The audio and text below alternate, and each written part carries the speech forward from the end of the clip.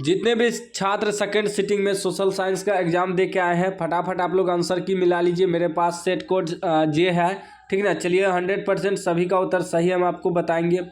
चलिए फटाफट आप लोग आंसर की मिला लीजिएगा सेट जे वाले।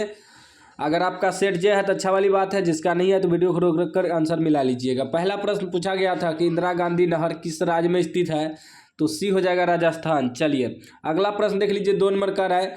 2 नंबर प्रश्न आपका कह रहा है कि रोहिला राष्ट्रीय उद्यान कहाँ है, तो इसका राइट आंसर डी हो जाएगा, असम में है। चलिए फटाफट आंसर मिलाते जाइए। 3 नंबर का है, भारत किस खनिज के उत्पादन में विश्व में अग्रणी है, तो इसका राइट आंसर आपका डी हो जाएगा, अभ्रक। चलिए अगला प्रश्न देख लीजिए, 4 नंबर। 4 नंबर का है, 4 नंबर का है एल्यूमिनियम बनाने के लिए किस खनिज की आवश्यकता होती है, तो राइट आंसर आपका बी हो जाएगा, बॉक्साइट। आप लोग चैनल पे जाके देख लीजिएगा, साइंस का वीडियो हम डाल दिए हैं सेकंड सिटिंग वाले का, चैनल पे जाके देख लीजिएगा। 5 नंबर प्रश्न का है दामोदर घाटी परियोजना किस राज्य में स्थित है, तो राइट आंसर हो जाएगा ए, झारखंड में। चलिए अगला प्रश्न देख लीजिए। अगला प्रश्न आपका 6 नंबर का है, दक्षिण भारत में सर्वाधिक गन्ना उत्पादन किस राज्य में होता है, तो वह आपका राइट आंसर आपका हो जाएगा डी, महाराष्ट्र में। चलिए अगला प्रश्न देख लीजिए। 7 नंबर प्रश्न का है कि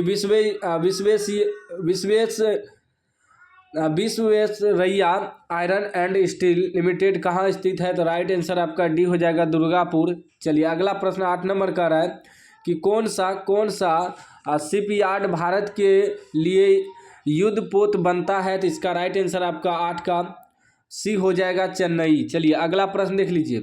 अगला प्रश्न आपका 9 नंबर का है, कौन से आर्थिक क्रिया ग्रामीण क्षेत्रों में प्रमुख है, तो राइट आंसर 9 का आपका बी हो जाएगा, द्वितीयक। चलिए अगला प्रश्न देख लीजिए। अगला प्रश्न आपका 10 नंबर का है, वैश्वीकरण की नीति से किस क्षेत्र को सबसे कम लाभ हुआ, तो 10 का राइट आंसर बी हो जाएगा, सेवा। चलिए फटाफट आप लोग आंसर मिलाते जाइए। साइंस का एग्जाम है 20 फरवरी को, जाके वीडियो अपलोड कर दिए हैं, चैनल पे जाके देख लीजिएगा। 11 नंबर का है दिनार किस देश की मुद्रा है, तो इसका राइट आंसर आपका सी हो जाएगा, सऊदी अरब। चलिए अगला प्रश्न आपका 12 नंबर का है, 11वीं पंचवर्षीय योजना की अवधि क्या है, तो राइट आंसर आपका सी हो जाएगा, 2007 से 2012। चलिए 13 नंबर प्रश्न, गैस और बिजली उत्पादन को किस क्षेत्र में रखते हैं, तो राइट आंसर इसका बी हो जाएगा, द्वितीयक क्षेत्र। चलिए अगला प्रश्न 14 नंबर का है, फटाफट आंसर मिलाते जाइए। आर्थिक विकास की जिस प्रक्रिया से समाज के सभी वर्गों का जीवन स्तर ऊंचा हो जाए कहलाती है, तो वो आपका डी हो जाएगा, इनमें से सभी कहलाती है। चलिए 15 नंबर प्रश्न का है, भारत की पहली मानव विकास रिपोर्ट कैसे तैयार की गई, तो राइट आंसर इसका आपका 15 का डी हो जाएगा, संयुक्त राष्ट्र विकास कार्यक्रम। चलिए फटाफट आंसर मिलाते जाइए आप लोग। 16 नंबर का रहा है कि द्वितीयक क्षेत्र को डॉट डॉट नाम से भी जाना जाता है, तो वह आपका बी हो जाएगा, औद्योगिक क्षेत्र। चलिए अगला प्रश्न देख लीजिए, 16 हो गया। 17 का है, लोकतांत्रिक विकेंद्रीयकरण का सुझाव निम्न में से किसने दिया, तो राइट आंसर डी हो जाएगा, चेलैया समिति। चलिए 18 नंबर का है, कौन सा संवैधानिक संशोधन नगरीय स्थानीय स्वशासन से संबंधित है, तो सी राइट आंसर हो जाएगा, 73वां। सब प्रश्न हम पढ़ाए थे, सब चिपको आंदोलन वाला सुबह में प्रश्न पढ़ाए थे, देखिए सेम टू सेम पूछ दिया है। 19 नंबर का है, चिपको आंदोलन का प्रारंभ किस राज्य से हुआ, तो 19 का राइट आंसर ये हो जाएगा, उत्तराखंड। चलिए अगला प्रश्न देखिए, 20 नंबर का है, आपातकाल की घोषणा कौन करता है, तो राइट आंसर 20 का आपका बी हो जाएगा, प्रधानमंत्री। चलिए अगला प्रश्न देख लीजिए। अगला प्रश्न आपका 21 नंबर का रहा है कि किस देश में संघात्मक शासन व्यवस्था नहीं है, तो राइट आंसर सी हो जाएगा, बेल्जियम। चलिए 22 नंबर का है, भारत का सबसे पुराना राजनीतिक दल कौन सा है, तो 22 का राइट आंसर सी हो जाएगा, भारतीय राष्ट्रीय कांग्रेस। उसके बाद 23 नंबर का है कि निम्न में से किस देश में प्रत्यक्ष लोकतंत्र पाया जाता है, तो 23 का राइट आंसर सी हो जाएगा, अमेरिका। चलिए 24 नंबर का है, किस गुण के कारण लोकतंत्र को अन्य शासन प्रणालियों से बेहतर माना जाता है, तो राइट आंसर 24 का डी हो जाएगा, इनमें से सभी।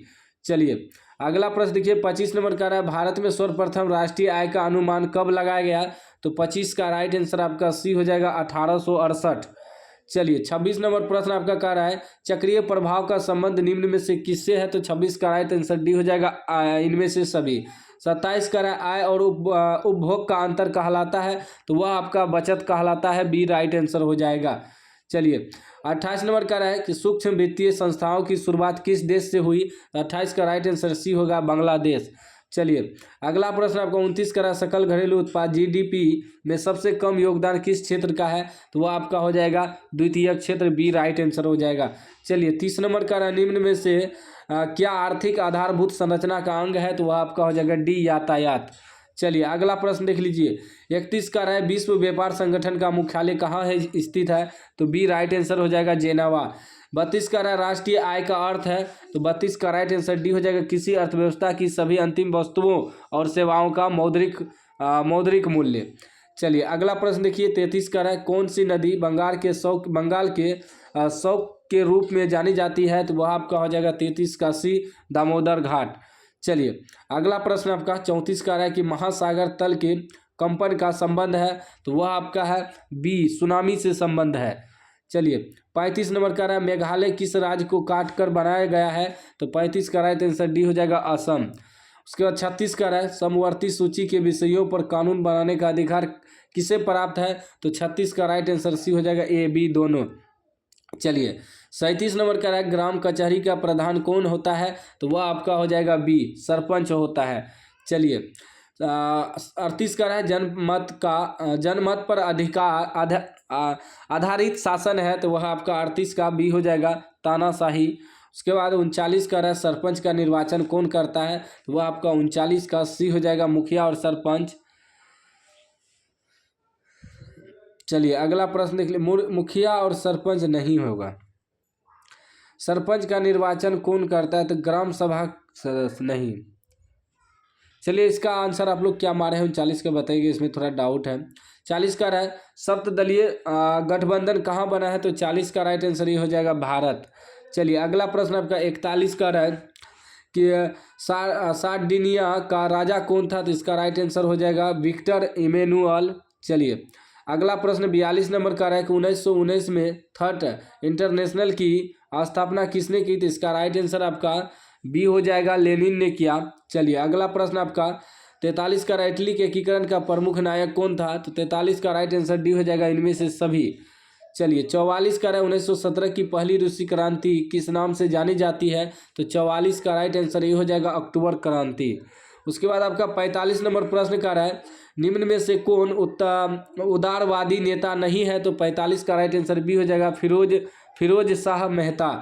46 नंबर का है कि निम्नलिखित में से किसने पहली बार मुसलमानों के लिए अलग निर्वाचन का प्रस्ताव रखा? तो 46 का राइट आंसर ये हो जाएगा साइमन कमीशन। 47 का है भारत में पहली कपड़ा मिल कहाँ स्थापित की गई? तो 47 का राइट आंसर सी हो जाएगा महाराष्ट्र। उसके बाद 48 नंबर प्रश्न का है कर्ण लॉ किस देश में पारित किया गया था? तो 48 का राइट आंसर सी हो जाएगा जर्मनी में। उसके बाद आपका 49 नंबर का है गांधी जी के राजनीतिक गुरु कौन थे?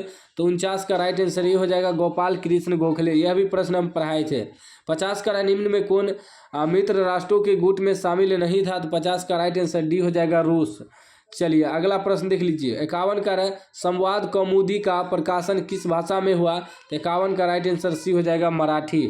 उसके बाद 52 का है भारतीय समाचार पत्रों के मुक्तिदाता के रूप में कौन विख्यात है? तो 52 का राइट आंसर सी हो जाएगा लॉर्ड लिल्टन। उसके बाद 53 का है रक्त और लौह की नीति संबंध किससे है? तो 53 का राइट आंसर सी हो जाएगा बिस्मार्क। चलिए 54 नंबर का है कि बोहेमिया निम्न में से किस देश के अधीन था? तो 54 का राइट आंसर बी हो जाएगा यूनान। चलिए 55 नंबर का है वेस्ट लिटोवक्स की संधि किन देशों के बीच हुई थी? तो 55 का राइट आंसर डी हो जाएगा रूस और जर्मनी। चलिए 56 नंबर का 1871 में विलियम प्रथम कहाँ का सम्राट बना? तो 56 का राइट आंसर ये हो जाएगा इटली। 57 नंबर आपका कह रहा है कि कोपरा क्या है? तो इसका राइट आंसर डी हो जाएगा उपभोक्ता अधिकार दिवस। 58 का भूमि विकास बैंक को पहले किस नाम से जाना जाता था? तो राइट आंसर डी हो जाएगा नाबार्ड। चलिए 59 का भारत में रेलवे की शुरुआत किसके शासनकाल के दौरान हुई? तो 59 का राइट आंसर ये हो जाएगा लॉर्ड डलहौजी। उसके बाद आपका 60 नंबर का लुई 16वें को फांसी कब दी गई? तो 60 का राइट आंसर सी हो जाएगा 1798। उसके बाद 61 नंबर प्रश्न का आपका 61 नंबर कि नई आर्थिक नीति किसने लागू की? तो राइट आंसर बी हो जाएगा मेटरनिक। चलिए 62 नंबर का है लेनिन का उत्तराधिकार कौन बना? तो राइट आंसर 62 का सी हो जाएगा ट्रेट्स की। चलिए 63 कह रहा है कि पोट्सडम की घोषणा के बाद किसने आत्मसमर्पण किया, तो राइट आंसर आपका हो जाएगा, ये हो जाएगा फ्रांस। चलिए अगला प्रश्न 64 का रहा है कि राजस्व दल के प्रथम अध्यक्ष कौन थे, तो राइट आंसर 64 का ए हो जाएगा मोतीलाल नेहरू। उसके बाद 65 नंबर का रहा है निम्न में से कौन अजैविक संसाधन है, तो 65 का राइट आंसर सी हो जाएगा नदी। उसके बाद आपका 66 नंबर का रहा है रेगुर किसे कहते हैं, तो इसका राइट आंसर 66 का बी हो जाएगा काली मिट्टी को कहते हैं। 67 का रहा है कि शरावती नदी घाटी परियोजना कहाँ अवस्थित है, तो राइट आंसर डी हो जाएगा तमिलनाडु। उसके बाद 68 का रहा है भारत का कितना प्रतिशत भाग वनों से ढका है, तो 68 का राइट आंसर ये हो जाएगा 21.25%।